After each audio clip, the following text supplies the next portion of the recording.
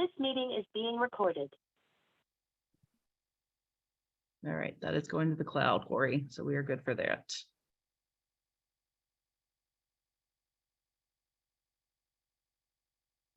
All right, Corey is here to help with all of your technology issues, Zoom issues, maybe not Google or Microsoft Teams, but he'll probably try his best to help out. He wears many hats and is a lifesaver when it comes to a lot of these things. So, tag him in the chat. You can also email him too, however you need to get your technical service help. So I'm glad he is here. He saved me as well today. And just remember, Joy, I know Joy personally, she's very interactive, so feel free to come off of mute and ask your questions. Joy, do you want to wait until the end of your presentation for questions? Is that best? I am flexible. We'll do whatever. I actually prefer, okay, I see jokes coming through. I actually prefer the engagement as we go along and that people don't wait. Okay. So, but you may have to let me know if something's come through the chat. You know how you're in the middle of a presentation and you may not see it. So just kind of, let me know if something comes through and we can. Okay. Yep, Corey and I will be on the lookout for you. So yeah, just a friendly reminder of how Zoom works in case you're not on here a lot, you use Teams or something instead. You can unmute that way. You can post in chat. You can have the chat menu bar come up and then kind of post that way too. And you can direct message any of us. Don't direct message Joy. You can direct message me or Corey or Doug or Patricia, and then we can share those comments with Joy. So that way we can at least see those. All right.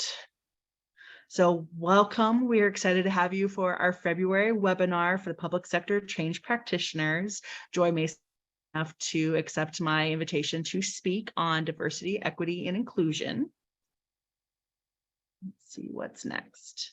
And this is just a reminder that we are an agnostic group of change management professionals. We're learning and building our knowledge together, and we want to inspire and lead change throughout the world. So our goal is to ensure that those impacted by change are successful with that change. So our community practice is open. I'll share later on the slide deck our LinkedIn area. We also have the website for recordings and stuff like that for resources, but please feel free to share with your friends. Joy will actually talk about the kind of 3 realms of how change management touches 2 other areas you guys are all probably familiar with. So we'll hopefully get some more members in the community as well. So we've already kind of done our jokes, our purpose, and our welcome. I'm going to introduce the Public Sector Change Practitioner Board that's in attendance. We have some announcements, and then Joy will present her case study. She is the founder, CEO of Optimus Business Solutions. So she will talk about her DEI work with the state of Indiana, and then also her Lean Six Sigma Equity Institute and the work she's doing with that as well. Questions and answers if we have more of them, but as Joy pointed out, she is more than happy to have that engagement during her presentation. And we'll try to kind of fill in if we need to with meeting chats, and then just a closing reminding you where to find the recording, etc., your PMI credits, etc. So Michelle is not here today. She is our executive director and founding member. I'm Elizabeth Solchik. I'm the communication leads. So if you see me posting in our LinkedIn group on the LinkedIn page, that's me behind the screen, kind of getting the information out there, sending the newsletter. Corey is our technology and analytics lead. So he facilitates our Zoom meetings. He's looking at the member analytics, voice of the member, what our engagement for survey results, etc.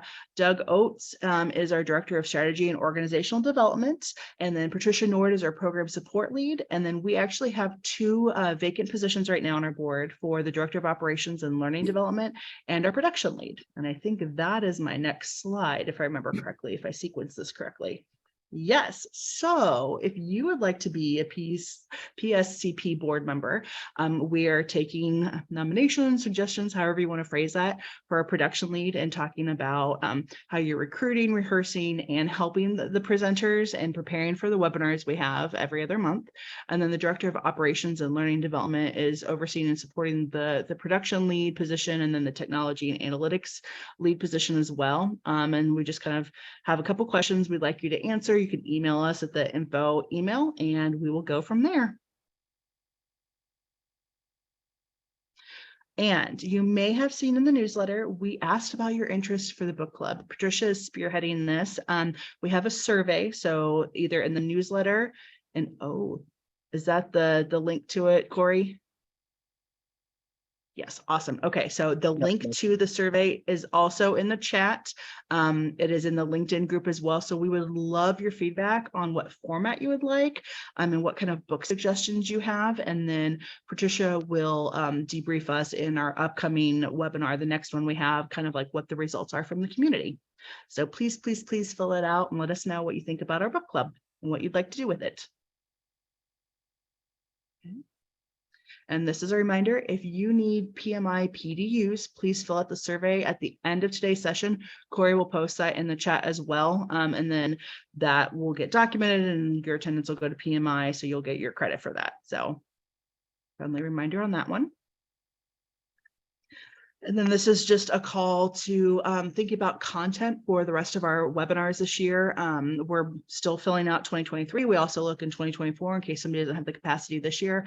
We're looking at case studies, panel suggestions, some of those topics you may like, and any workshops. Like if there's a topic, say you want to do a resistance management plan, or work through comm plan strategy with new technology, like we can develop workshops around that. We just want to hear from you and what you want to see for webinars. And then Doug is also working on the strategic planning for the board. Patricia's also working on our 501(c) status. I think I got the order of the numbers correctly. So we kind of have a lot going on from the board side of things behind the scenes to try to structure and just make a better community for you. So we want your input on that as well. And I'm so happy to introduce Joy Mason, again, the Optimus Business Solutions founder, CEO, and the Six Sigma Racial Equity Institute founder and CEO as well. She is going to talk about her experience with DEI, diversity, equity, inclusion, consulting with the state government, in specific the state of Indiana, and her work there so far. Optimus Business Solutions is a training and consulting company that specializes in assisting nonprofit and for-profit organizations to go from strategy to tactics and from problems to solutions. At Optimus Business Solutions, she's passionate about operating excellence. She doesn't just train. Her goal is to leverage our experiences and our proven strategies to help leaders focus on their experience on effectiveness, efficiency, and equity. Her DEI framework is an innovative approach where she focuses on improving the policies, processes, and practices that contribute to DEI's challenges. Joy, thank you so much for sharing your work with us today. I'm excited to have you. I know that we cross circles with process improvement. I admire everything you're doing, so I'm excited to share you with the change management group today. Okay, thank you, Elizabeth, and I sincerely appreciate this invitation. And Elizabeth and I have known each other, I guess, what, maybe 2 years, 3 years? Oh, lost it's hard to tell with pandemic time. Like I know it's somewhere around there with process improvement stuff. Yeah, everything's pre or post pandemic. And again, I appreciate and admire everything Elizabeth is doing and how she seems to manage and balance it all. So, but thank you. It's a pleasure to be with you. So just give me a second to make this full screen. Okay, Elizabeth, is the full screen showing? I do not see it yet. Oh, okay. Hold on for a second. Okay. Did we break it in practice already? Okay, hold on for a second. Maybe it's me. And I need to get that share screen. Okay, we're going to try it again here. It's thinking about it. Okay, I see Canva. Okay. And it looks like your browser windows. Yep, now I see full screen. Okay, excellent. I think we're good. Move this to the bottom. Okay, so again, it's a pleasure to be with you. I appreciate the introduction from Elizabeth. And we're going to focus on diversity, equity, inclusion for state government. And it's my understanding that you may use different acronyms, equity, diversity, inclusion, maybe in a different order.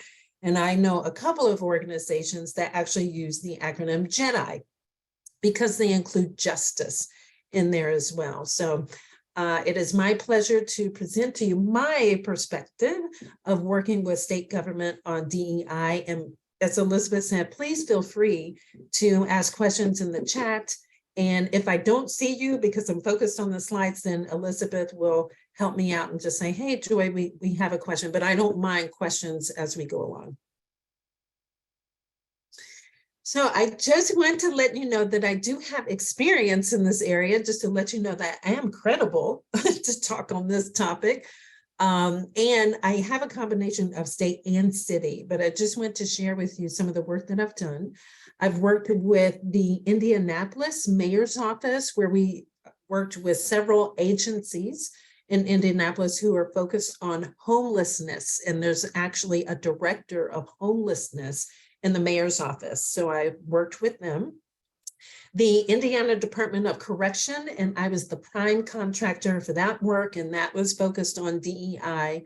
The Indiana Department of Education, I was a subcontractor on that one. So the methodology that you see that I will present today, I use the framework to one extent or another. You know how you have to customize for different clients based on what their needs are. So the Indiana Department of Education and the Indiana Department of Transportation, very excited about that one, but I got a great referral from the IDOC. That's how I got INDOT, Indiana Department of Transportation. So we are just now beginning that work. So what I'll be sharing with you is really my experiences from working with all of these organizations, as well as some other work that I've done as well. But I just wanted to show you, I do have some experience to speak with you on this topic today. And one other thing that I want to share with you, and this is something else, this won't be the focus of our conversation today, but in addition to founding and being the leader of Optimus Business Solutions, I also created something called the Six Sigma Racial Equity Institute, and that is formally recognized as a 501c3 nonprofit. This institute focuses on Black equity specifically, and it is targeted towards Black women in Indiana, specifically Marion County. And I partner with a local university to get these women trained to be green belts, and then their projects. What makes this unique is that their project is actually an equity project in Marion County. And so that's what has our community really excited, not only for the women, but for the entities that we work with who are able to benefit from a team of women who are new green belts, and they have Black belts supporting them, Black belts and master Black belts. And the community gets a team that somebody else pays for that is focused on an equity issue for that organization. So I want to share that with you because while that institute that I have created is not strictly focused on government, but it covers several different sectors. And if you look at it, government is focused on these sectors in one way or another as well. So with the Six Sigma Racial Equity Institute, we focus on education, projects focus on education equity, supplier diversity, housing equity, and healthcare equity. And just very quickly, before we go further, I do have people who ask me, why is it focused on Black women? And I understand when we start talking about programs that are targeted, people tend to ask, well, that sounds like exclusion, not inclusion. So I do want to be very transparent and direct in case you were wondering this question, why Black women? But I am very intentional about Black women because the data in the US says that women, Black women are paid, I think it's about 64 cents on the dollar that white men are paid for the same jobs.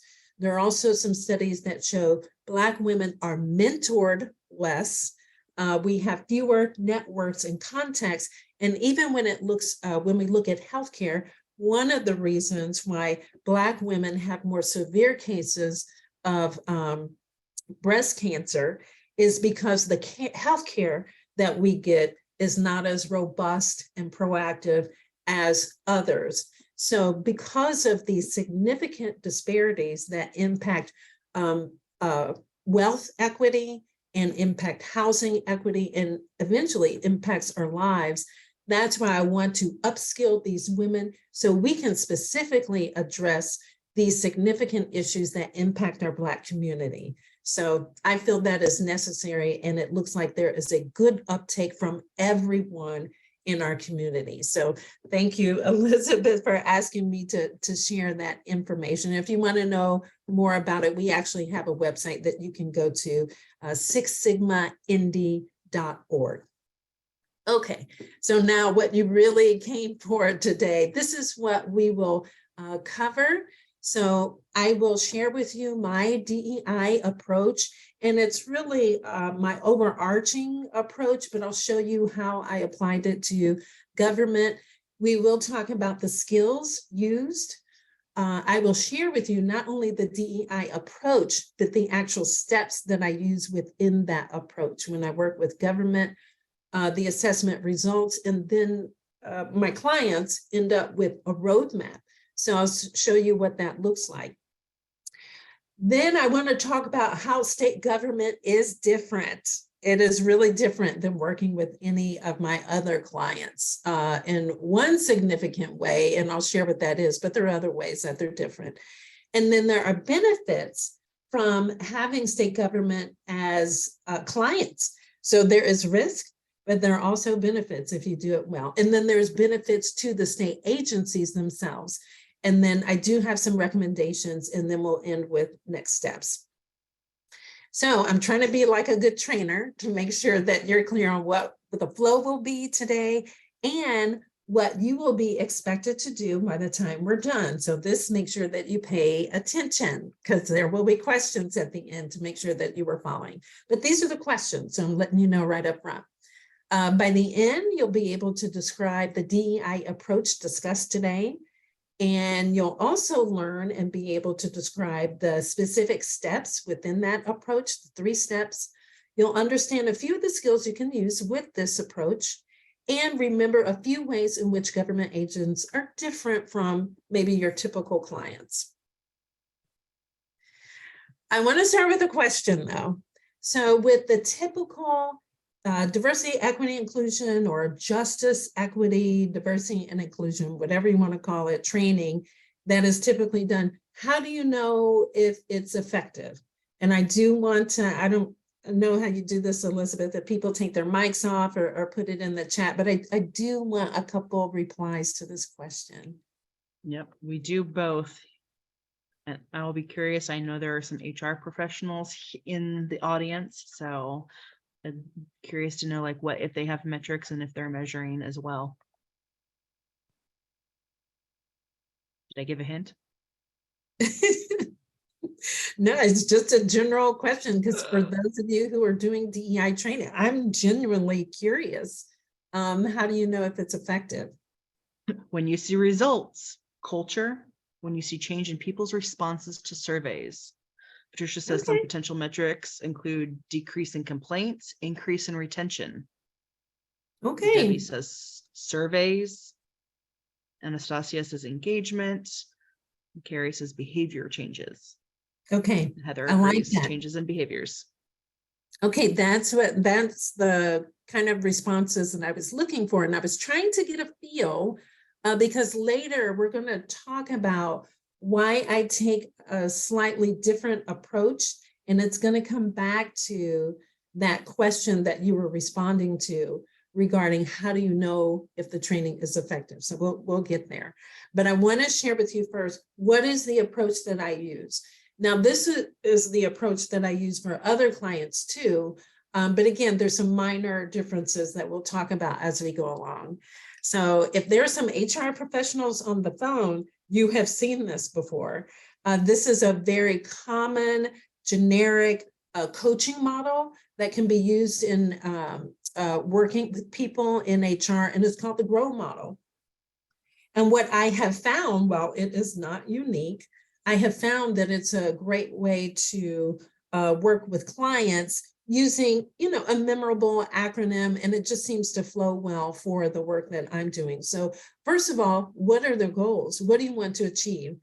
And I don't know if you'll chuckle at this, but I get prospects who come to me and they say, hey, I want you to do a DEI training for us. And then when I say, okay, what are you trying to achieve? And the answer is like, they know they want the training, but they're not exactly clear on, so what result, what outcome are you looking for after you check the box and say everybody's trained? So it's very important to ask that question because it gets the client thinking about, okay, what beyond training, what am I trying to do here? Because we want the work to be meaningful, not a check the box. And so that's what that question and that conversation helps us do.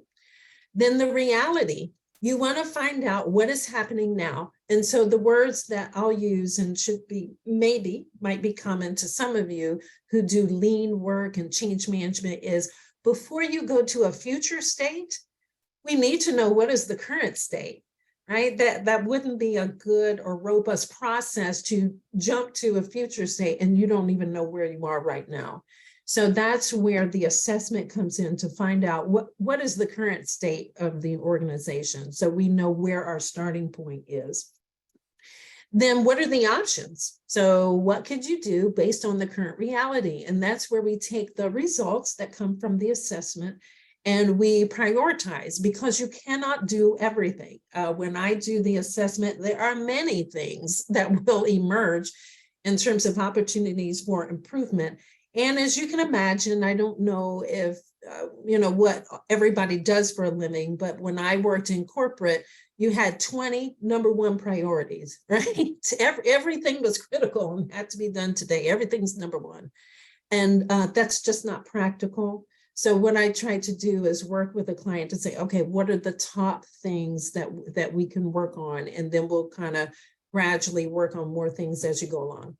And then that basically creates a roadmap when you look at the current state, what future state do you want? And we identify that from the goals. And then you have an action plan to get from the current state to the future state. So that is the process. Now, going back to the answers that you gave me regarding how do you know if DEI is effective? What I have found in my experience, and there are a couple of books out on this as well, is that a lot of times it's based on soft skills, whether or not it's effective. So how do you feel? How do you behave? What are your attitudes? What kind of biases do you have before? Did we change those biases after your training? Well, with the soft skills, that's really hard to measure. And I will share with you, I'm gonna give you a challenge. I'm gonna give you a challenge to find a peer-reviewed article in a respected journal that shows that this type of soft skills training has been effective in equity change for employees at a company or an organization. You would be hard pressed to find true data out there that has been peer reviewed in a respected journal that shows statistical significance and real change on, it's easier for diversity because that's numbers, but on equity and inclusion. I don't think you'll find it, but hey, there's a lot of stuff out there. I don't know everything. So if you can find something, I'd be very interested in it because you probably won't, but again, I'm open. So that's why as a scientist, I gravitate towards the hard skills. My undergraduate degree is in microbiology. My master's degree is in pharmaceutical sciences. And for several decades, I have a scientific, the scientific method, kind of that science mind where you actually have a framework. It's a very defined framework where you go step by step. Like, for example, you wouldn't be talking about your method before you're very clear about what is the problem and defining the question before you jump to the method. So having, a kind of that hard skills mindset gets you used to a methodology for problem solving. So as you go through this, you might see that might be clear that I have that type of thinking. I don't know if that will jump out to you or not. But again, with hard skills, I'm following a framework. So Elizabeth and I were talking before we started, and that is, as we go through the process that I use, the skills that are used I'm sure the same type of skills that you have. It's a combination of project management, change management, lean strategies, probably a little Six Sigma in there when you're dealing with data. And many of the tools overlap, right? So you could use a force field analysis when you're doing change management, project management, lean strategies. You'll have a spreadsheet where you have actions, you've prioritized them, you've probably created a RACI, and you've got dates and responsibilities, subtasks. Those are all things that are done, whether it's project management, change management, lean strategy. So you're really pulling all those skills together. And a lot of times I don't define what skills I'm using, because to your client, it doesn't matter what skills you're using. They want to hear your knowledge and recommendations and get your help on moving them from point A to point B and reaching their goals. So here are my steps. Here's my secret sauce. You've got it. I'm sharing it. So I talked about the approach, but then when you go another layer of detail, these are the steps that I take. And it's 3 steps. First of all, with a survey, we know we need voice of the customer, voice of the client, voice of the community. It's all VOC. We need to hear their voice. And from a survey, that's when I can understand what are the perceptions. A lot of time when I get the survey results, a lot of times the results aren't clear. So I also need to conduct a couple of interviews, and that helps me get some context or to clarify the perceptions that came out of the survey. And I'll give you some examples of things that happen. I'll have a question about, maybe their strategic plan, including diversity, and you'll have respondents make affirmative comments about the strategic plan. And then I'll talk to management and they'll say, there's no strategic plan. So that's an example of how did they perceive there was a strategic plan when there is no strategic plan. So those are the kind of things that sometimes I have to clarify and say, hey, why is there a huge disconnect there? So the context matters. And then with the audit, then I'm actually validating perception. So survey is I'm seeking what is the perception from the employees and leaders. Interviews, I'm clarifying or getting some context for the perception. And then for the audit, I'm actually validating. A good example would be if, let's see, I asked a question about, please rate your, what am I trying to say? Your understanding of how much you like or think the following policies are robust. And I'll talk about compensation, promotion, hiring. And then everyone will answer. And then as part of my audit, I'll say, let me see the compensation policy. Let me see the promotion policy. Let me see the hiring policy. And then what happens is there is no compensation policy. There is no promotion policy. So again, we go back to, okay, the employees have a perception of it, but that doesn't mean, and they'll rate it in terms of how they feel about it, but that doesn't mean that there's actually a policy I can put my hands on. That matters, because I think I may talk about it later. I am focused at the policy and systems level, not just your perception or your bias of what you think is there or what you think you know or what you think you feel. That's, again, I'm a scientist, so I need something a little bit more concrete. And all 3 of those then contribute to what eventually is the assessment results. Are we okay so far? Okay. So here's an example. So I get all that information and I have researched what the best practices are. I've done a lot of reading, gone to different workshops. I research on SHRM, just McKinsey and Company has done a lot of great work. Brookings Institute has done a lot of good research. So there's just a lot of different resources and studies that have been done that you can look at and say, okay, it's pretty clear that these things are consistent across those sources, and these are the best practices. And then I look at the what is come out of the assessment for the client, and that's their current practices. So the example I have here is strategy. So I had a bunch of questions about strategy, and then I even asked for the strategic plan. So on the left here, I know what the best practices are. I actually have a rubric. So I forgot to say that. I have a rubric for some different areas, and strategy is one of them. I know what I'm looking for. And within each of my buckets, I have 3 subcomponents within each bucket. So for strategy, there are 3 subcomponents under that I'm looking for. But then on the right are the actual practice, the current practices of the client. And so I look for, like you would do with any rubric, I'm comparing what their practices are compared to the 3 subcomponents within strategy. And the agency may be doing great in one area, let's say they have some goals in some JEDI, EDI goals in their strategic plan, they'll be green on that. But then if they don't have any metrics, then that's a red. Okay, so they could be in different places. And the way I used to do this, if you didn't have all 3, then you were red, you were totally red. That didn't go well, because then clients would say, does that mean I got an F?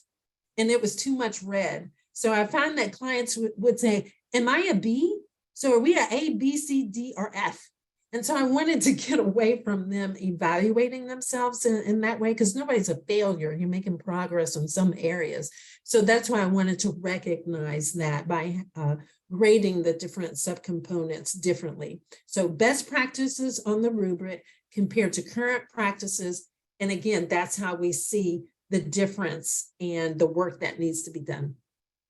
So based on current state versus the future state, what we want, the goals, and what we see the best practices to be, that tells you right there what you need to work on.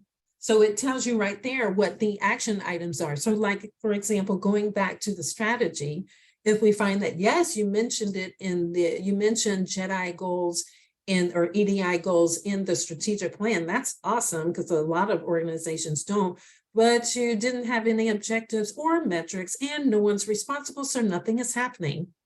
That's what you would expect if you don't have metrics and someone who's responsible. So that, of course, would be your action plan, that we now need to attach objectives to the goals and metrics to the objectives, and make sure that we have a RACI chart, someone who's at least responsible and accountable for those things.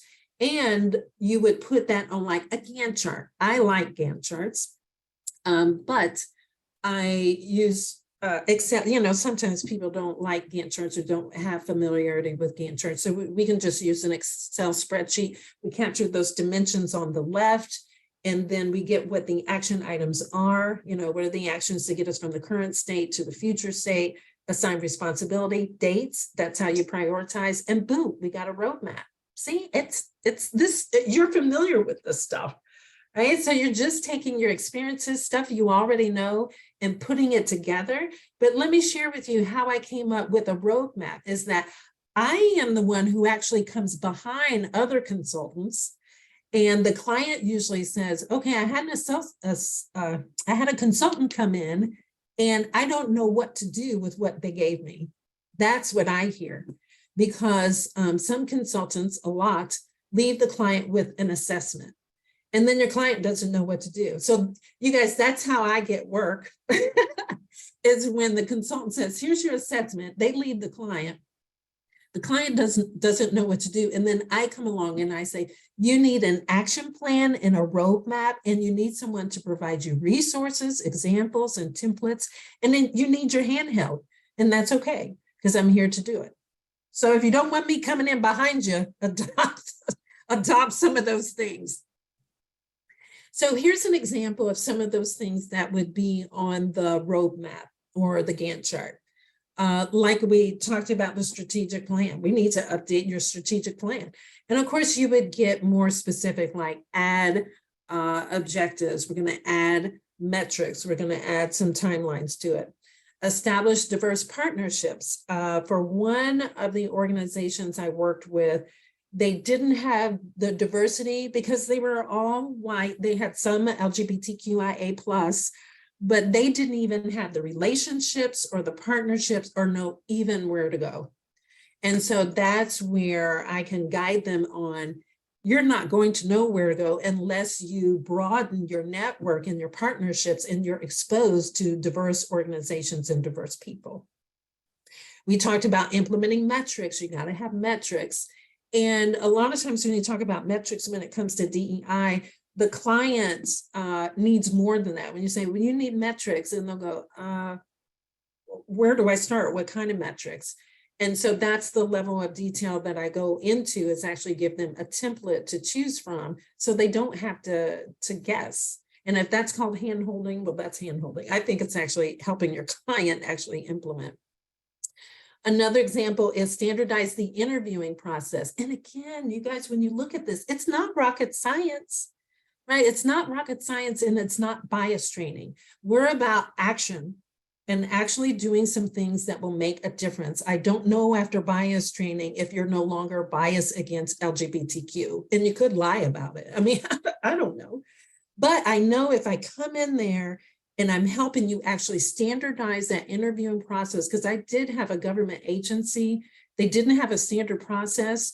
They interview 5 different people for a position. They're asking 5 different sets of questions from the interviewers. The questions are inconsistent, not the same. It depended on who the person was they're interviewing, and that allows bias and unfairness to creep in, as opposed to helping them standardize their interviewing process. Then we can really kind of minimize some of that bias with standardization.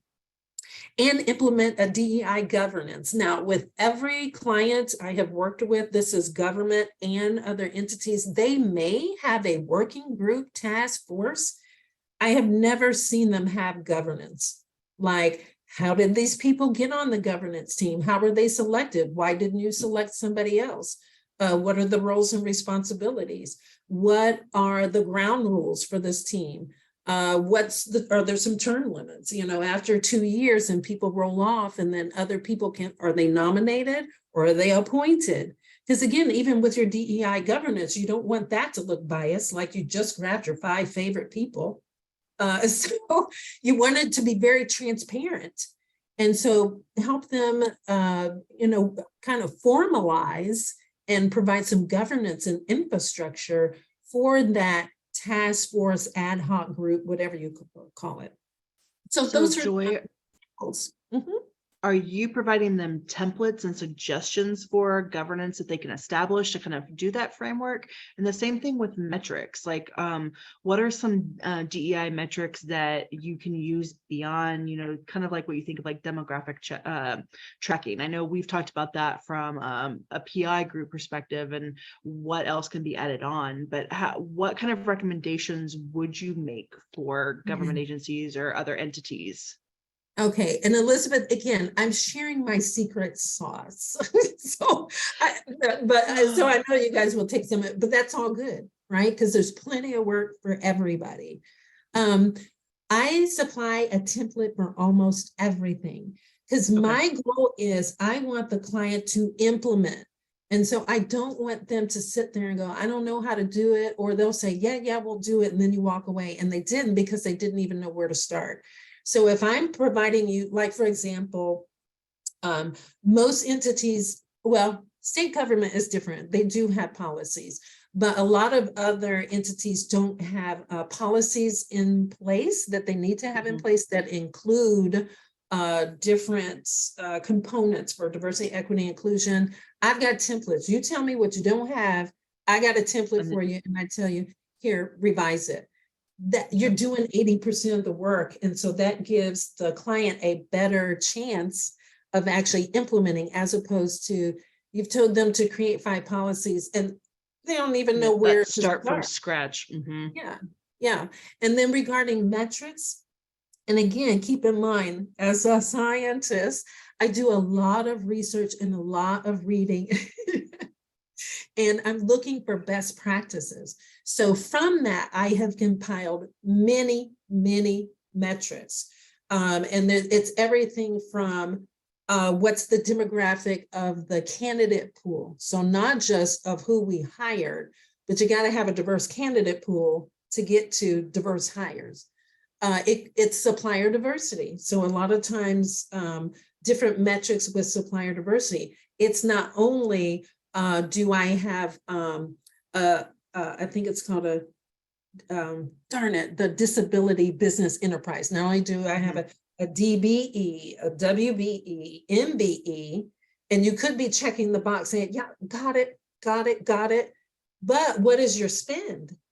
So if you're only spending 1/10 of your supplier budget on your DBE, WBE, MBE, and they're just getting 1/10, so that means 90% is going to all the white suppliers. Well, that's not fair, but you did check the box.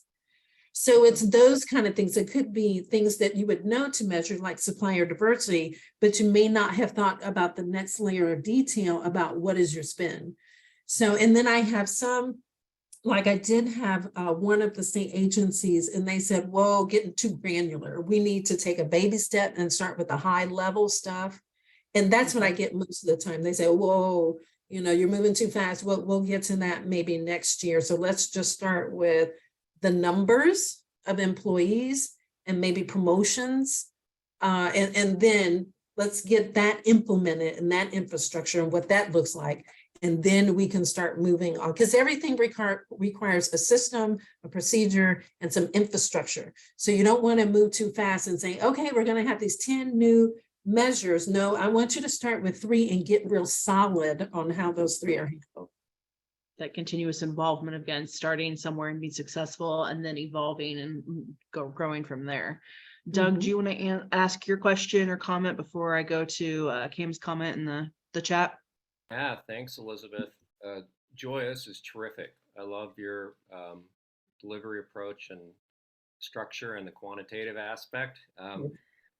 So to get to the question, and thank you for letting me ask it, have you found some type of a capability maturity model approach is helpful for how your customers are essentially taking a journey and evolving their DEI or JETI programs? And there's pros and cons with those maturity models, but sometimes that kind of helps folks see that they're progressing, and there's also a path to getting even better. So thanks for taking the question.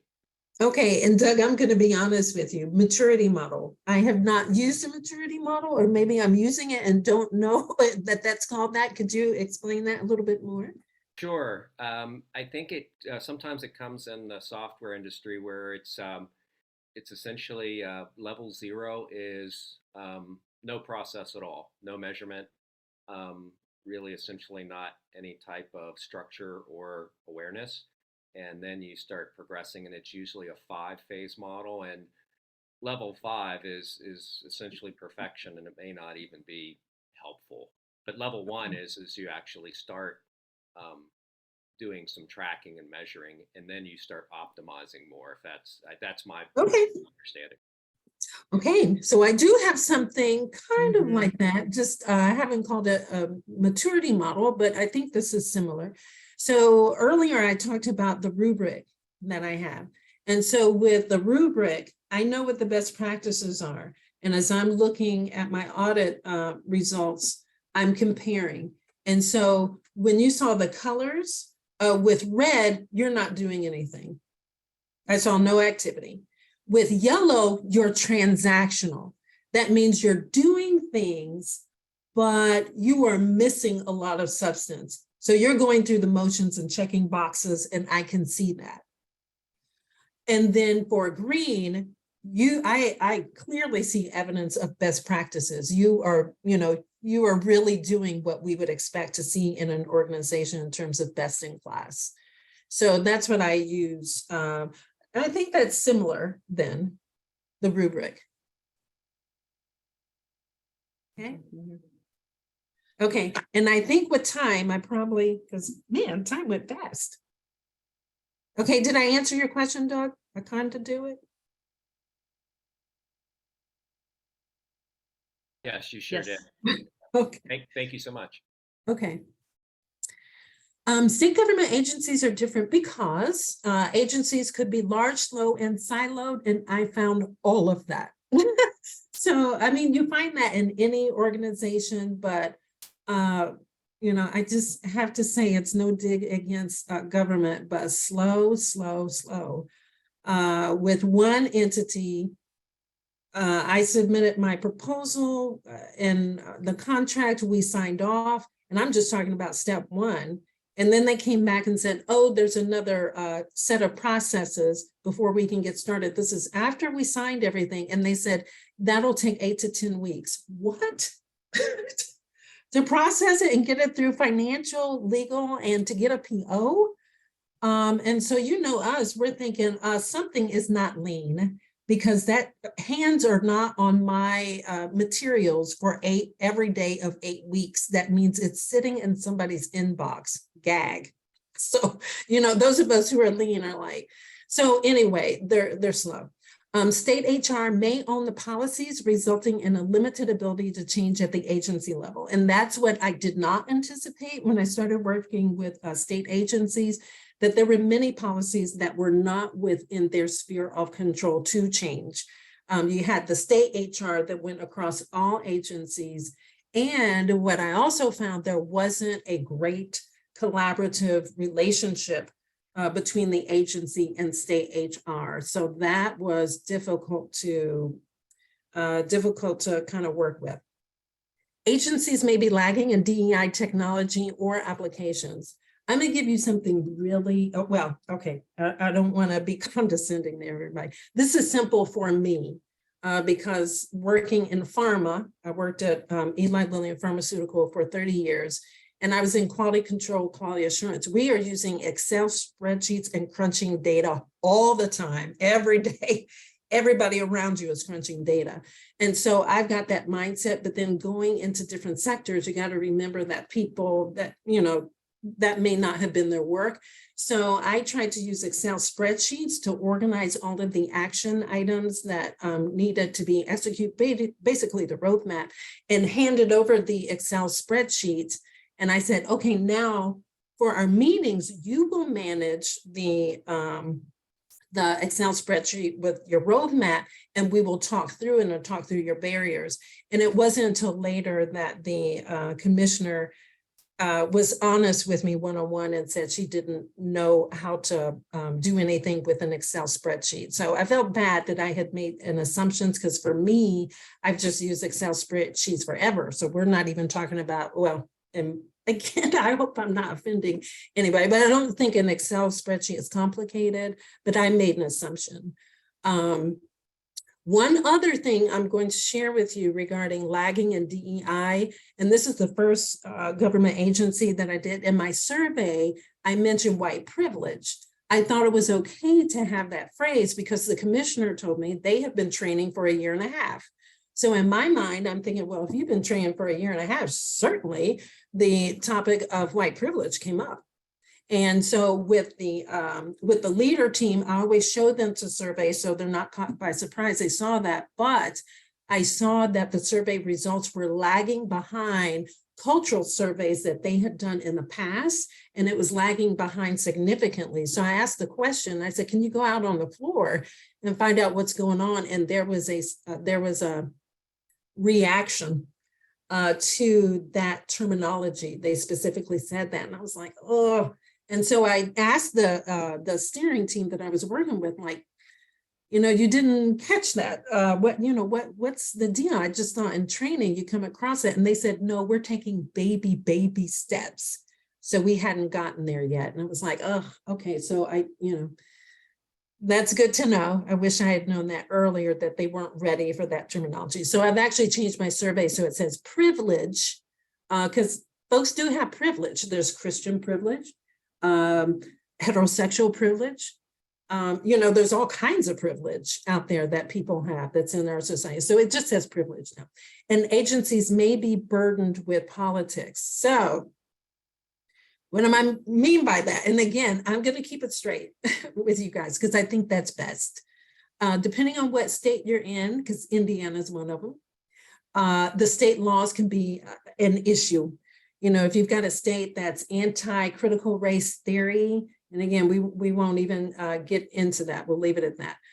But they don't want critical race theory. They're implementing, I think Florida calls it anti-woke legislation, where you can't talk about diversity, equity, inclusion if it hurts somebody's feelings or makes somebody feel bad. So in Indiana, that is something that we must be mindful of.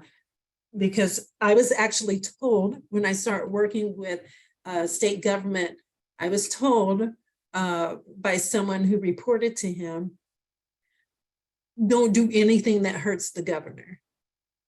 So I'm glad she shared that with me. And anything that would hurt the governor might be something like CRT. So she told me that right up front. And so I knew my boundaries. But if she hadn't told me, I wouldn't know that was a boundary, and who knows what might have come up in the training. So again, pay attention to your politics on that, all that anti-woke CRT, don't talk DEI, don't say gay law or whatever that stuff is. Be mindful of your politics, because if you're not, you'll step into it, and that will not be good. So. Benefits of state agencies as clients, you get great exposure. You know, you've got a state agency at a high level here, but with high exposure in a state agency, that's great risk. If you do well with a large agency, so I have worked with the largest state agencies in Indiana. That speaks a lot when I put that in my portfolio. So then when I work with, I had a accounting agency, and they say, hey, we're a large agency, can you work with us? And I'm like, yeah, I worked for these state agencies and they're huge. And then automatically they go, oh, okay, then it's not an issue for you. You do a good job with one agency, you get a referral. So that's how I did a good job for IDOC. That's how I get the referral for NDOT. And then I'm asking NDOT to refer me to another agency. And large agencies should translate to wider impact, hopefully. Benefits to the agencies and I would say for my approach, you guys, it's not personalized. Okay, so that I'm not pulling up history for people to get worked up. Okay, so you know, you're not going to hear me talk about slavery or, you know, that kind of stuff. Now, that's not to say that it's not an issue. Okay, I do believe we are still feeling the impact of the historical oppression of people of color. However, for my work, that does not benefit us for me to go pulling that up. So if you want that kind of training, the bias, let's go over American history. I tell folks, find another consultant. I'm focused on systems, and I know if I focus on systems, it'll keep me out of hot water, depending on Indiana law, and you'll be more open and you'll hear me if we're systems focused. And truth be told, systems is the actual issue. There are over 100 biases that humans have. If you have a bias, frankly, I'm not going to ask you about them. I've got biases. Frankly, I don't want to hear if you're biased against Black people. You may be. I don't want to hear it. And at the end of the day, I'm not sure it matters, because we need to focus as an organization on systems and making systems robust, because it is systems that oppress people at a significant level, because it's woven into systems. It's woven into the fabric of systems. So that's where I want to operate to make a more significant difference. And we're just not going to beat the biases out of each other. So now you know how I feel about biases. And to the systems point, I'm focused on policies, procedures, and practices. And that's where I want to help organizations change. Like, for example, with the interviewing, and I know we're almost out of time. With the interviewing, I'm not going to have a class where I'm talking to you about how to not be biased with a candidate that comes in with pink hair and a nose ring. That's not me. We are going to standardize our interviewing process. We're going to make sure that everybody has the same questions. We're going to make sure that cultural fit is not a question that is there, because that would allow for bias. That's what we're going to do. And I believe that that is more effective. Not just what I believe, but that's a best practice. And with the approach that I'm talking about, you get some tangibles out of there, out of the approach, and things that are measurable, not just, well, I think everybody feels better. And again, I'm going to keep it honest with you. I'm not sure I'm into how everybody feels about it. It's simply the right thing to do because we must be more inclusive. We have to be. Our society is too diverse not to be inclusive. And companies that do better and are more profitable, per the McKinsey company and their studies, they are more diverse, equitable, and inclusive. My recommendation, some things I have not used are change readiness assessments. So that might be a good thing to use. Force field analysis, I think, is a great thing to use. Sometimes I use it, sometimes I don't. And partnerships and apprenticeships, everybody that I'm talking to with these agents and other organizations, they're looking for diverse talent. Why? If you just look at the demographics, and Brookings Institute has some really good, in fact, that was the first study that I read to really understand what was happening demographically. But the Hispanic birth rate and Hispanic growth is going up significantly, even more so than African Americans and Blacks. And the white birth rate is actually going down. I'm not asking for anybody's opinion on that. Those are simply the numbers. So if those are the numbers for your workforce, we have to face the reality of the workforce, and those who maybe traditionally have not been included in different opportunities. Well, that's the majority of your workforce. So you're going to have to help. I think it's just incumbent upon you as a consultant to work with the government agency or whoever it is to talk about how can we help you with some diverse partnerships with schools, with universities, and help you figure out some apprenticeship programs to bring in diverse talent or those who have historically been excluded, to help bring those young people in to get some experiences so they'll be a strong candidate for a position. Because you never want to support any notion that a bar is being lowered in order to bring diverse people in. We're not doing that, but you can get them some more experiences and training through apprenticeships. Okay, so I know we were out of time. That's a summary of everything that we talked about. I had a bunch of questions just to make sure that you were listening, but we can just skip that. So here's what I would just recommend that you take into account, take away at least one takeaway from this, because I always feel that if you go into a workshop and a training and you come out and you say, oh, that was great, I learned some new things, and you don't do anything different, well, then it may have been a waste of your time. So I hope that at the end here, you can actually write down something that you thought was noteworthy and that you can incorporate it into the work that you're doing. Okay. Thank you for having me. I appreciate you. And there's my contact information. Yep. I wanted to say that I do have your LinkedIn profile in the chat, so they can connect with you on LinkedIn. Again, you share great content. You talk about your cohorts, everything that's kind of going on with that. So Joy, thank you for presenting today. Corey and I want to remind you to make sure you see the link for your PMI PDUs. And Carrie has already said that she sent you a message through LinkedIn, Joy, so just be prepared for that. And everybody is saying thank you. So the recording will be available on our website soon. And we'll also send out a link in the newsletter as well as a survey for this. And thank you, Corey, for putting in our website so you can find it there. Our LinkedIn information as well. You can search for our group and see the page. And then we also have a group to kind of continue this dialogue again. So maybe I'll take Joy's questions and post them in there to kind of continue the dialogue from today's webinar. So wonderful. Thank you, Corey. So everybody have a wonderful afternoon or the rest of your morning, depending on where you are. And we'll see you in the next couple months. Bye, Okay, everyone. thank you, everybody. Bye.